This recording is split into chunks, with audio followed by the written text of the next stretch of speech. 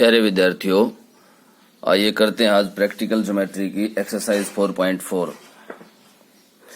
8th class.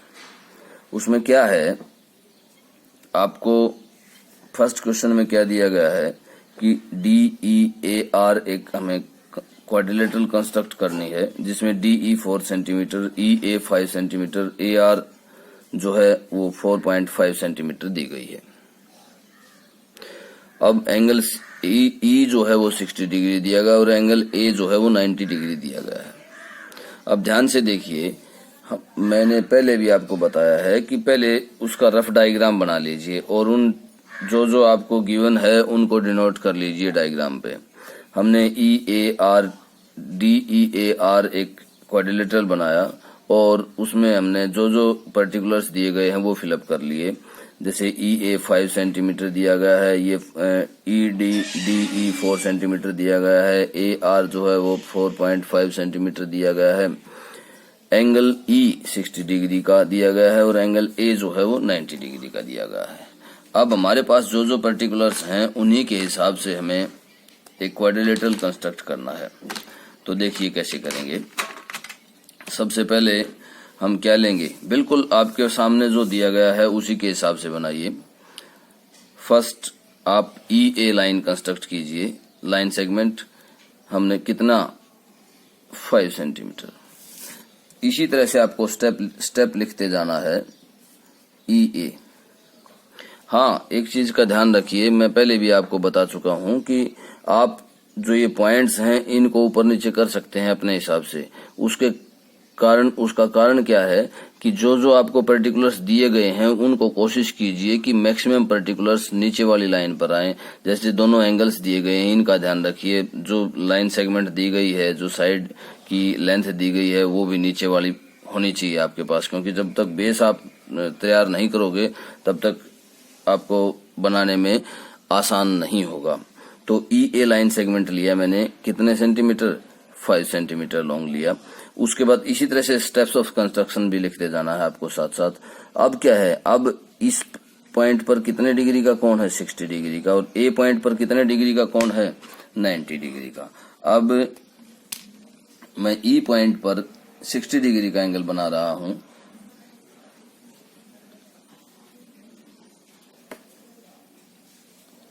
इस तरह से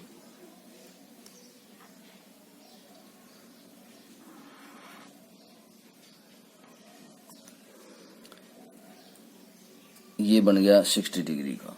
अब इसी तरह से मैं A पर जो है वो 90 डिग्री का एंगल बनाऊंगा, या आप कम ज्यादा प्रकार खोल सकते हैं।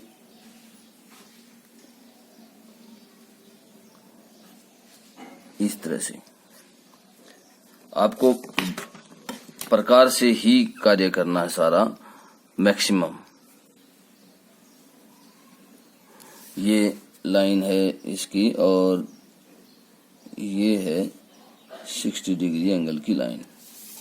अब हमारे पास दोनों लाइन्स आ गई हैं। उसके बाद हमारे पास क्या है, ये 5 सेंटीमीटर, ये है 4 सेंटीमीटर, और R पॉइंट के लिए हमें कितने सेंटीमीटर लेना है, 4.5 सेंटीमीटर। मैं इस तरह से दो लाइन खींचता हूं, ये 4 सेंटीमीटर की लाइन है और ये है 4.5 सेंटीमीटर की लाइन, ये 4.5 सेंटीमीटर की लाइन है। दोनों लाइन हमने खींच ली है ताकि हम उतना ही प्रकार खोल सकें। ये देखिए, ये 4 सेंटीमीटर प्रकार खोला हमने और इस लाइन के ऊपर चाप लगा दी। अब इसी तरह से 4.5 सेंटीमीटर प्रकार खोला हमने और यहां से चाप लगा दी। अब इन दोनों को मिला दीजिए।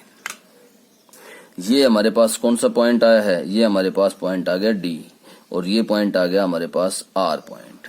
अब D और R को भी आप मिला दीजिए, D और R को मिला दीजिए। अब इस तरह से मैं आपको थोड़ा सा डार्क करके दिखाता हूं, ये कौन सा क्वाड्रिलेटरल बना हमारे पास। ये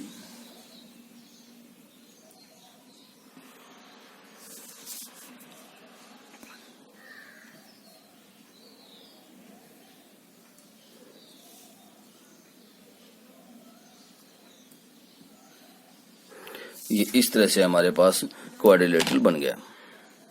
आप इसके स्टेप्स ऑफ कंस्ट्रक्शन भी साथ साथ लिख सकते हैं। अब देखिए, ये तो था फर्स्ट क्वेश्चन का फर्स्ट पार्ट।